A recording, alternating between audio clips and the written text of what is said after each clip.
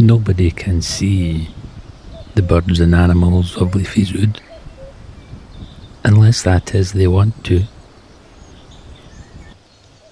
We sneak through the grass and the forests and the woods without anyone even seeing us. We blend in with all the colours of the countryside.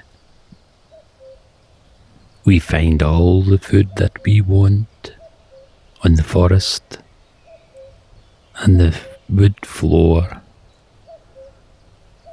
and also in the fields. Leafy's Wood is very special to us. It's a magical place, filled with every animal and bird you can think of, along with the fairies, the witches, and those dragons.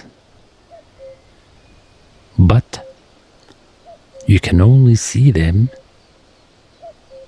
if you believe in them.